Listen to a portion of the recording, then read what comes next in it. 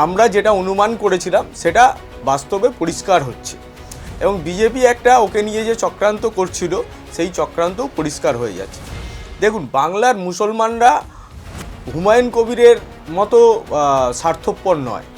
বাংলার যারা মুসলমান তারা জানে যে কেন্দ্রের বিজেপি সরকার তাদেরকে কিভাবে নির্যাতন করছে এই গত 12 বছর ধরে বিজেপি সেন্ট্রালে ক্ষমতায় আসবার পর থেকে।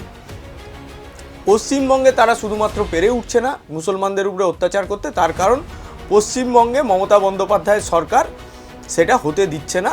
পশ্চিমবঙ্গে মমতা বন্দ্যোপাধ্যায় তৃণমূল কংগ্রেসের যে সরকার, সেই সরকার গত 15 বছর ধরে সব ধর্মের মানুষদের জন্য তিনি সমানভাবে কাজ করে চলেছেন। সেখানে হিন্দুদেরও যে গুরুত্ব দেওয়া হয় সেখানে মুসলমানরাও সেই গুরুত্ব পায়। সেখানে শিখ বা খ্রিস্টান অন্য ধর্মেরও যারা বসবাসকারী তারা সকলেই সমান।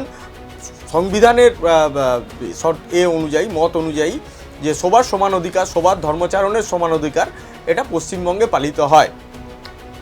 পশ্চিমবঙ্গে বিজেপি 2016 সালের পর থেকে একটু একটু করে যখন প্রাসঙ্গিক হতে শুরু করলো, ওরা চরমভাবে তৃণমূল কংগ্রেসকে একটা দোষারোপ করবার চেষ্টা করত যে তৃণমূল কংগ্রেস নাকি মুসলিম তোষণকারী দল।